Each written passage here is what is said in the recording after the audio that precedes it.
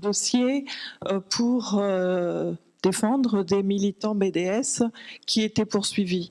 Alors, je dirais que j'ai plutôt gagné pas mal de dossiers, plus que j'en ai perdu. Et là, c'est un point qui est important. Pourquoi c'est un point qui est important? C'est qu'ils sont poursuivis sur le fondement d'une loi qui est la loi sur la presse. Enfin, il y a deux fondements, mais je vais d'abord aborder celui-ci. C'est la loi sur la presse et une disposition de cette loi.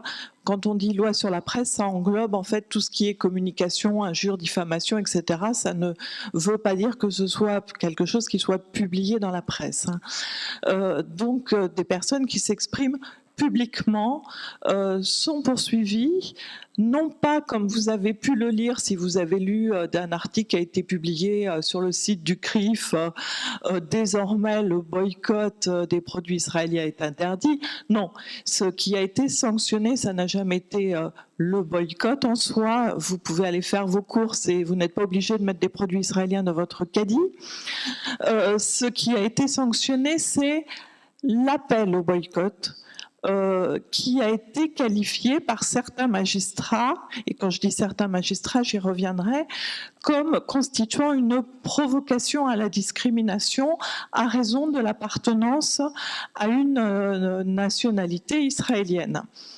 Donc, l'appel à la provocation à la discrimination, en général, c'est les propos qui viennent de valoir une relaxe à Madame Le Pen, du genre prière de rue égale invasion nazie. Bon, ça, moi, j'appellerais ça effectivement de la provocation, mais ça vaut une relaxe. Par contre, lorsque vous dites n'achetez pas des produits issus des colonies, on va vous dire vous êtes en train de discriminer des produits. Alors moi, je l'ai plaidé un jour, j'ai dit vous me faites plaider pour Bob l'éponge ou contre Bob l'éponge parce que le produit, je ne pense pas qu'il va verser beaucoup de larmes. Mais par une espèce de pirouette, en fait, les magistrats, pour ceux qui entrent en voie de condamnation, ce qui n'est pas du tout une généralité, vous disent, mais oui, mais derrière les produits, il y a des producteurs. Et donc, quand vous boycottez le produit, vous vous en prenez au producteur et vous vous en prenez au producteur parce qu'il est israélien. Voilà le raisonnement juridique, entre guillemets, qui est suivi par les magistrats qui entrent en voie de condamnation. Il faut savoir que des magistrats refusent de suivre ce raisonnement, des procureurs refusent de requérir. C'est vrai qu'on dit lorsque la politique entre dans les tribunaux, la justice en sort, mais il faut dire aussi que dans ce genre d'affaires, c'est parfois des grands moments de droit lorsqu'on voit un procureur refuser de requérir, alors qu'en France, le procureur n'est pas du tout un organe indépendant. Il faut savoir que le procureur, il est complètement sous la hiérarchie du ministre de la Justice qui donne des instructions. J'y reviendrai en deux mots, la fameuse directive Alliot-Marie qui a été évoquée tout à l'heure, mais ce n'est pas la directive Alliot-Marie, ce sont toutes les directives, parce qu'il y en a une ribambelle en réalité, qui se sont succédées sur le sujet. Et donc le procureur qui reçoit l'instruction de requérir, il doit obéir à sa hiérarchie, il doit le faire. Alors il y a une petite porte de sortie pour le procureur qui ne veut pas le faire, c'est que l'écrit est serf et la parole est libre. Donc il prend des réquisitions par écrit dans le sens des ordres qu'il reçoit, et puis par oral il dit voilà, j'ai requis par écrit, mais je suis pas d'accord avec ce que j'ai écrit, quoi, en gros.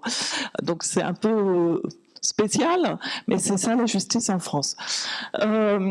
Donc, nous avons effectivement eu des dossiers également dans lesquels, lorsqu'il y a une relaxe, le procureur reçoit instruction de faire appel de la relaxe. Et là, le procureur, lorsqu'il fait appel dans un dossier, il explique, bah oui, la peine, elle n'est pas du tout cohérente par rapport où c'était très grave, pourquoi a-t-il été relaxé, cette personne doit être sanctionnée pour tel et tel fait, circonstances locales, etc. Là, le procureur écrit, je fais appel parce que j'ai reçu instruction de le faire.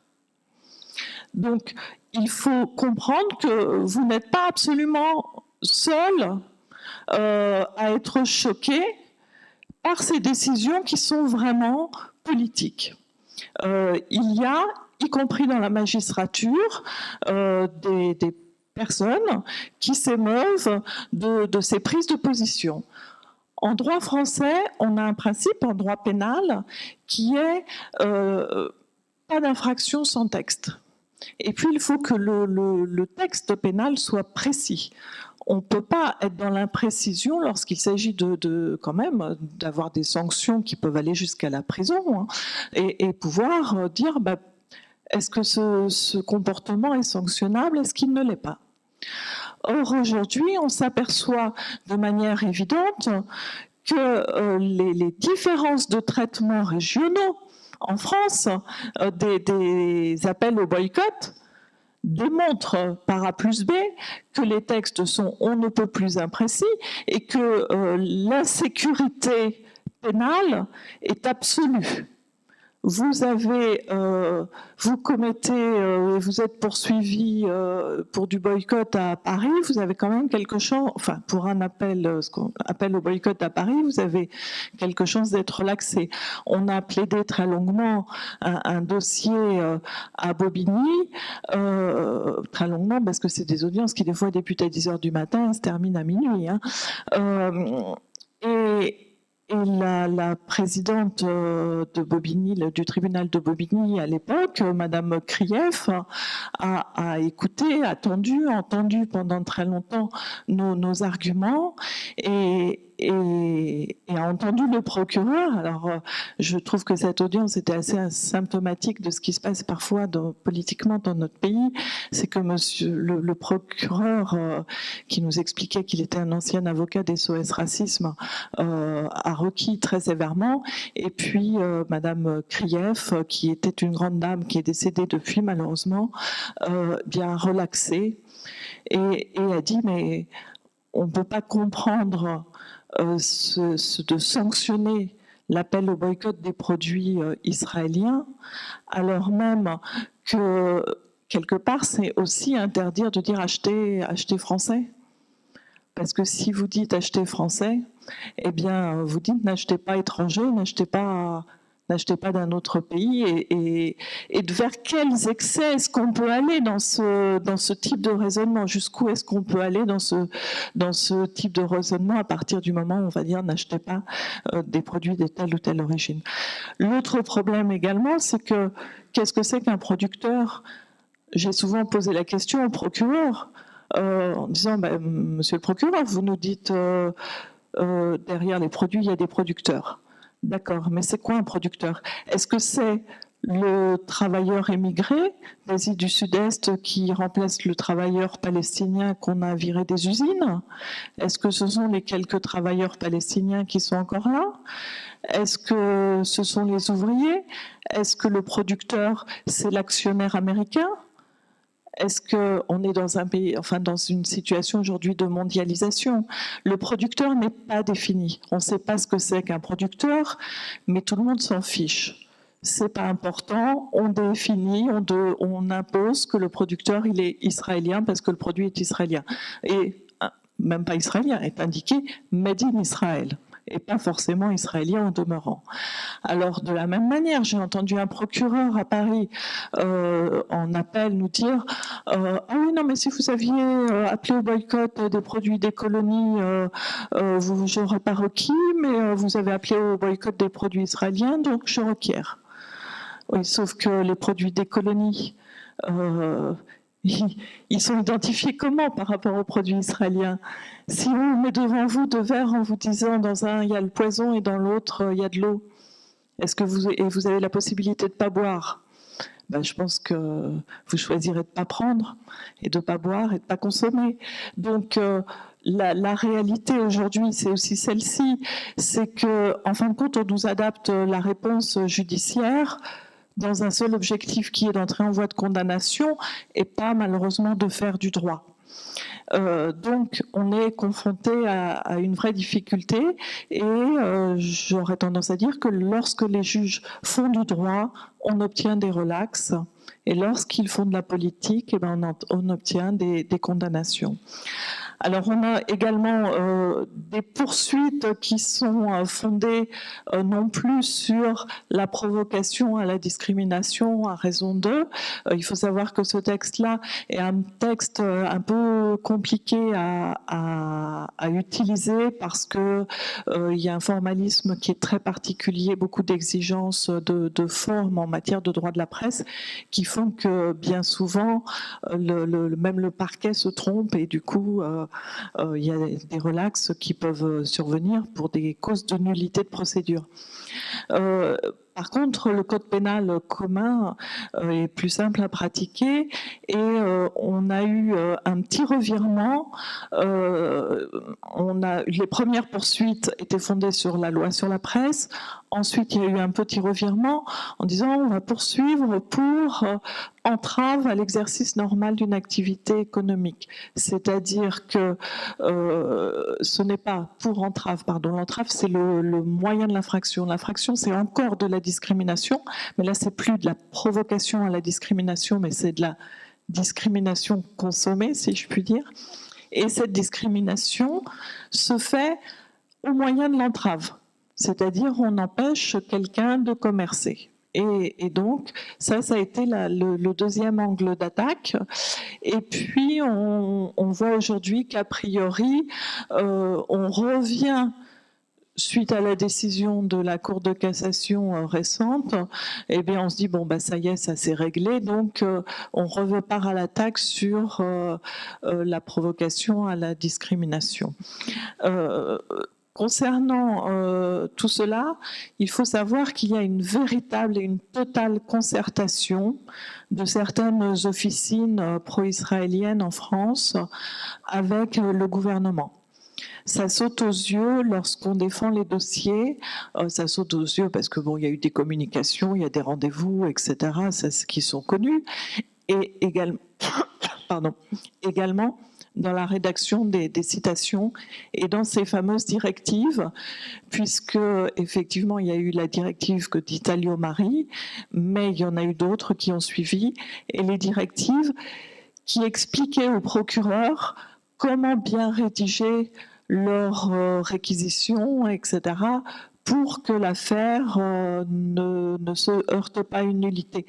Dès qu'on plaidait quelque chose et qu'on gagnait un dossier, quelque part derrière, il y avait une directive qui arrivait pour dire là, il faut vous présenter comme ci, comme ça.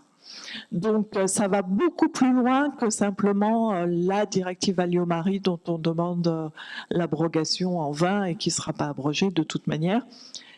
Ça va beaucoup plus loin que ça. Encore aujourd'hui, je m'en aperçois parce que je vois vraiment des copier-coller et c'est pas le procureur de Trifouilly-les-Olivettes qui connaît le procureur de l'autre commune qui va se deviner comment les réquisitions avaient été rédigées. Donc il y a véritablement une concertation et la France est de ce point de vue-là, je pense, un laboratoire au niveau des débats qui se passent dans les mouvements de lutte contre BDS. L'idée, c'est il faut généraliser à l'Europe ou au monde occidental, en tous les cas, les poursuites, les sanctions qui se passent en France. Donc, c'est pourquoi il faut au contraire montrer que c'est totalement inefficace. Et de ce point de vue-là, je voulais citer un article du Code pénal qui, à mon sens, il est important de le garder à l'esprit parce que lorsque l'on plaide et que l'on explique que tout de même le but de ces personnes qui sont poursuivies pour avoir appelé au boycott n'est certainement pas de discriminer des individus à raison de leurs origines, mais au contraire de d'attendre les sanctions qui devraient depuis longtemps être prononcées pour le non-respect du droit. Et donc on évoque les dispositions du droit international. On peut plaider pendant 1 heure pour lister rien que les sanctions, les violations du droit international commises par Israël. Et puis on nous dit, bah oui, mais en France, le droit international, tout ça, toutes ces conventions ne sont pas d'application directe. Ça veut dire quoi? Ça veut dire qu'en France, effectivement, lorsque vous avez des conventions qui sont signées par la France, tant qu'elles n'ont pas été retranscrites dans notre droit interne, ben c'est comme si elles n'existaient pas. Donc si on va devant un juge français en disant mais telle entreprise, elle importe des produits des colonies, elle viole tel droit, telle loi, telle convention, etc. Ouais, ben d'accord, mais c'est pas d'application directe, c'est pas dans notre code, on s'en fiche. Donc voilà un petit peu l'état d'esprit.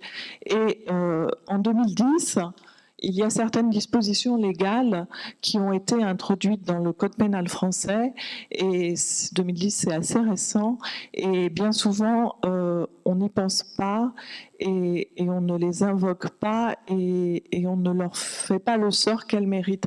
Alors je vais juste vous donner lecture de l'article 461-26 du Code pénal qui dit que le fait de participer soit au transfert direct ou indirect par une puissance occupante d'une partie de sa population civile dans le territoire qu'elle occupe, soit à la déportation ou en transfert à l'intérieur ou hors du territoire occupé de la totalité ou d'une partie de la population civile de ce territoire, est puni de la réclusion criminelle à perpétuité.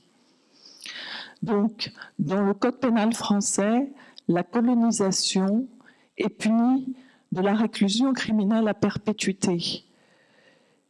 Or, lorsque l'on explique qu'acheter les produits des colonies, c'est participer de ce transfert de population, puisque c'est financer le transfert de population, c'est permettre à cette population de transférer, de continuer à développer une économie d'occupation, et que la complicité, je n'ai pas lu l'article suivant, mais la complicité de ces crimes-là est punie de la même manière que l'auteur, et bien que c'est un crime, on a des magistrats qui nous rient au nez, en fait, à ce stade. Il y a une jurisprudence sur un individu qui avait voulu acheter un hôtel, et cette opération d'achat d'hôtel avait été annulée au motif que c'était une opération illégale parce qu'il voulait faire un hôtel de passe. Et donc, illégalité de l'objet du contrat hôtel de passe. Ici, on ne vient pas nous dire... le proxénétisme, c'est pas bien, c'est certain, c'est sanctionnable, mais c'est pas sanctionné par la réclusion criminelle à perpétuité. Et ici, on vient nous dire que tous ces contrats-là, c'est parfait, c'est très bien, c'est régulier, il n'y a pas de souci, et qu'il faut continuer comme en 14. Et lorsque l'on dit également que lorsque l'on appelle au boycott de produits et non pas d'individus, et pour sanctionner la politique d'un État et pas pour sanctionner des producteurs, on ne sait même pas toujours ce que c'est qu'un producteur, et que l'on nous dit qu'en appelant et la cause n'est pas, parce que dans l'article de loi, c'est discrimination à raison de l'appartenance. Donc, vous ne voulez pas louer un logement à une personne d'origine étrangère parce qu'il est d'origine étrangère, vous discriminez à raison de l'appartenance. Vous ne voulez pas louer à un étranger ou une personne d'origine étrangère parce qu'il est au chômage et qu'il n'a pas de revenus et qu'il ne pourra pas payer le loyer, ce n'est pas à raison de l'appartenance. Sa qualité de personne d'origine étrangère est une circonstance, mais n'est plus la cause de votre refus. En ce qui concerne l'appel au boycott, il est bien évident que le fait de dire on appelle au boycott parce qu'il y a actuellement une occupation illégale, des crimes qui sont commis, ce n'est pas à raison de la nationalité du criminel, mais c'est à raison du crime que l'appel au boycott existe. Et venir dire que c'est à raison de la nationalité, c'est essentialiser la colonisation, c'est venir dire l'Israélien est un colon et ne peut pas être autre chose qu'un colon. C'est un raisonnement juridique raciste. C'est gravissime. Il est bien évident que lorsqu'on dit il faut boycotter tant que la colonisation n'a pas pris fin, ça ne veut pas dire il faut boycotter parce que israélien et que la colonisation est d'essence israélienne. Non, ça c'est le juge qui le dit. C'est le juge qui entre en voie de condamnation qui dit ça, mais pas le militant. Donc pour moi, ces décisions sont des décisions de surcroît racistes. Et c'est grave. Et pour toutes ces raisons, il est bien évident qu'on ne doit pas lâcher et qu'il y a un recours qui a été fait sur la décision de condamnation rendue par la Cour de cassation. Il faut savoir que, la Cour de cassation est la chambre suprême au niveau de la juridiction suprême dans la hiérarchie du droit français, mais le droit français est fait de revirement de jurisprudence aussi. La jurisprudence, c'est pas écrit dans le marbre. C'est quoi la jurisprudence? C'est un texte qui n'est pas forcément très précis. Le juge se doit de faire coller des événements à un texte, de voir si le texte colle à l'événement et de l'apprécier et de l'interpréter. Et bien souvent, les interprétations changent. Je vais vous donner un exemple très simple. Vous avez tous, il y a beaucoup d'étudiants ici, mais il y a beaucoup de personnes qui travaillent aussi, j'imagine. Si vous avez un contrat de travail avec une clause de non-concurrence, pendant des années, la clause de non-concurrence, elle était valide. Vous avez un contrat de travail, vous perdez votre emploi, vous n'aviez plus le droit d'aller travailler chez un concurrent de votre employeur, et c'était valide. Et puis progressivement, la jurisprudence a dit non, ce ne sera pas valide s'il n'y a pas une contrepartie financière. Et c'est ce qu'on appelle les revirements. Et puis après, ce ne sera pas valide si la contrepartie financière, elle n'est pas d'un certain montant significatif. Et ce sera, etc. Donc, il y a des changements comme ça en permanence. Donc, ce n'est pas parce qu'un jour, dans une affaire avec des arrêts de cassation qui sont dénués de toute motivation, parce qu'un jour, dans une affaire, la Cour de cassation dit voilà, c'est comme ça, qu'on est dans une jurisprudence claire, nette et établie. Parce qu'une jurisprudence établie, c'est une jurisprudence qui déjà est motivée de manière cohérente et pas simplement c'est bien, la Cour d'appel, elle a bien jugé. Ça, c'est pas ce qu'on appelle une jurisprudence établie, bien motivée. Et jusqu'à présent, sur l'appel au boycott, il n'y a pas de jurisprudence établie. Et c'est difficile pour eux de faire une jurisprudence établie. Pourquoi? Je vais vous donner un autre exemple. Lorsque on critique une religion, ça relève aussi là encore du droit de la presse. Lorsqu'on attaque une religion, on vient vous dire ah ouais non mais on attaque la religion, on n'attaque pas le religieux, on n'attaque pas la personne qui la pratique. Donc, on a le droit de dire ce qu'on veut sur la religion. On ne s'en prend pas aux gens. Alors, moi j'ai posé la question d'ailleurs à un conseiller à la Cour de cassation, il n'a pas su me répondre. Je lui ai dit, moi, il faut m'expliquer comment, lorsqu'on attaque une religion, on ne s'en prend pas aux pratiquants, et lorsqu'on attaque un produit, on s'en prend à des ressortissants d'un pays. Le lien est quand même beaucoup plus étroit entre la religion et le pratiquant qui est derrière qu'entre le produit et le producteur. On n'a toujours pas la définition de ce qu'est un producteur, alors qu'un pratiquant d'une religion, ça c'est le lien est direct. Et voilà un peu l'état aujourd'hui, l'état du droit, enfin pas l'état du droit, mais l'état de la jurisprudence. C'est pas, pour moi, c'est plus du droit. C'est comme je vous l'ai dit, lorsque la politique rentre dans les tribunaux, le droit en sort. Et effectivement, on n'a pas cette sécurité juridique à laquelle tout citoyen dans un État démocrate a droit. Et rien que par rapport à ça, rien que par rapport à cet aléa absolument fantastique qui existe, j'estime que la CEDH, là encore, si le droit rentre et Et si la politique laisse la place au droit, devrait dire que là, la France a poussé le bouchon beaucoup trop loin. Voilà ce que j'avais à vous raconter. Merci.